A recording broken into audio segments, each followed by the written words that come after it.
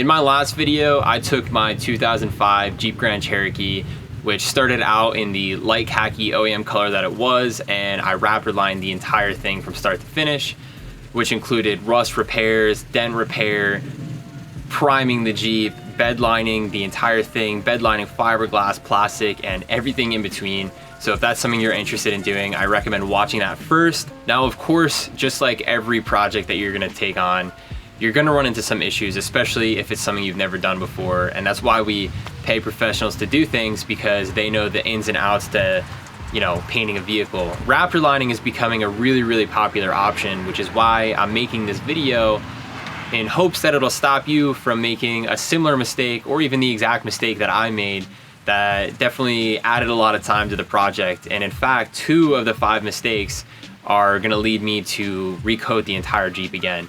So the first mistake that I made was where I had painted my Jeep. I painted it in the middle of the day with the sun beating on the driver's side of my Jeep.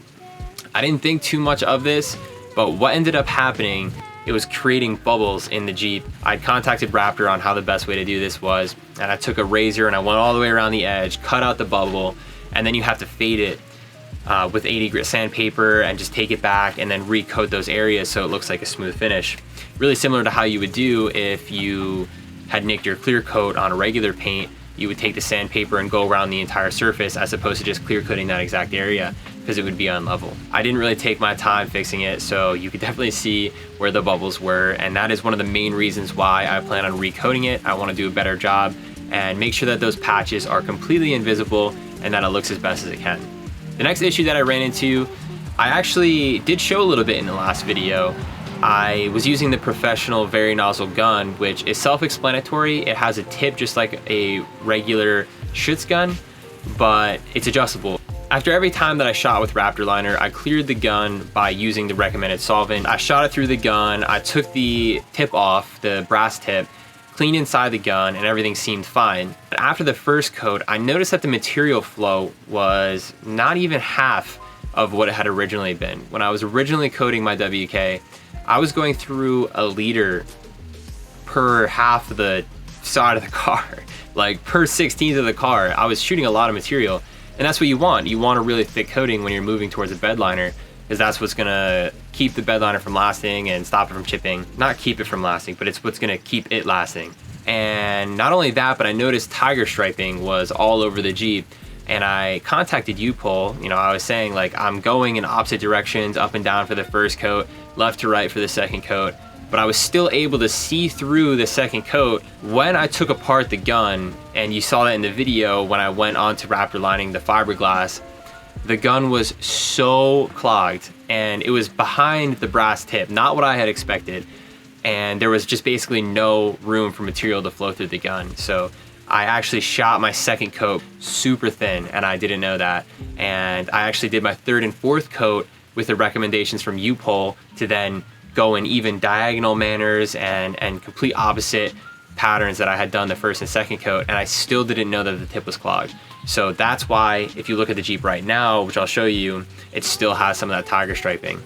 The next mistake that I made was not really getting to know the equipment before I used it. I bought that compressor for this exact project. I didn't have it before. I didn't have that HVLP gun. I didn't have U-Pole's professional Very Nozzle gun for the bed liner. And I was just getting to know it all for the first time when I used it for the first time on my Jeep. My HVLP gun had an adjustable airflow at the gun, not including the airflow that comes from the compressor. It has an adjustable material flow and fan pattern. And I've never primed something like that before. So when I was going across the Jeep, I was running into an issue where I was getting drips. It didn't make sense. Like, I didn't think I was getting drips, and then I would go back, 30 minutes later and saw that where I had clearly laid it too thick, I was getting drips. So it was, a big deal off camera, but had I just gotten to know my equipment a little bit better, practiced on something else beforehand, made sure that my test shots weren't dripping before I moved on to the Jeep, I wouldn't have had to waste hours waiting for that primer to dry and then sanding all the drips and then cleaning it and then prepping it for primer. And that would have all been avoided had I had just made sure that it didn't drip the first time.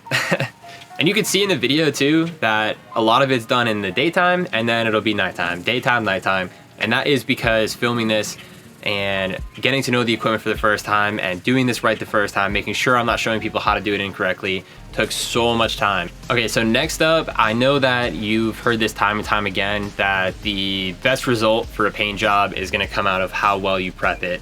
And I prepped my vehicle really well, but before I had fully masked everything, and you could see this in the video when I'm repairing the rust on my passenger side quarter panel, I did not fully mask my rear bumper on my Line-X when I had used the acid etch primer on the bare metal after I sanded it, and I got overspray.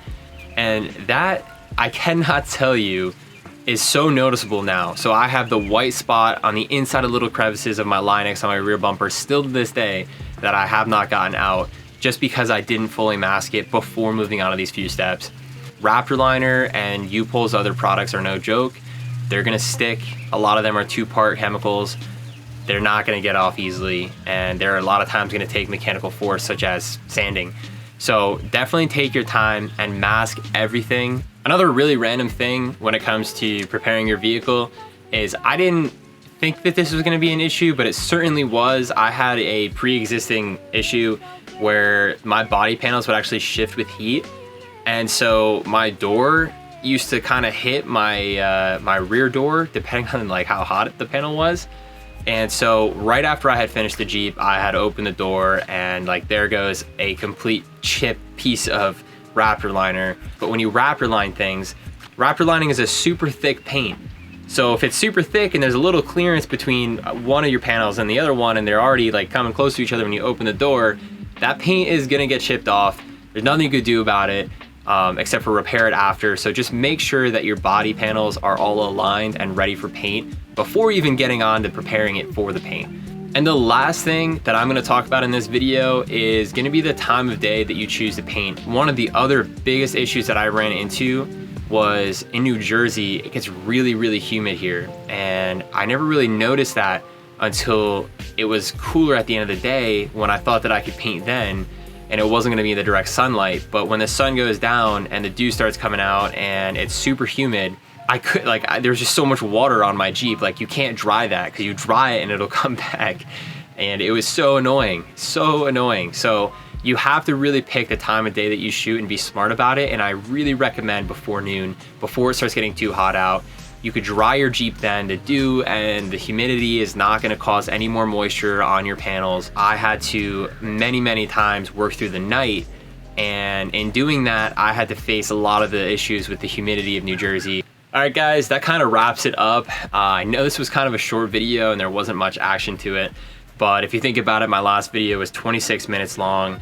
And I know I checked my retention on it, was like 8 minutes, so barely anybody's gonna make it to the last part when I had spoken about some of the mistakes I made. And I really didn't want to go any further with my videos without addressing these, because it's important that if you follow everything I did, that you don't run into these mistakes as well. You know, I hope you enjoyed the video. I hope you took away some of the things that I ran into and are able to make sure that you don't run into them yourself moving forward on any of your projects. There's no reason that you can't do whatever you want.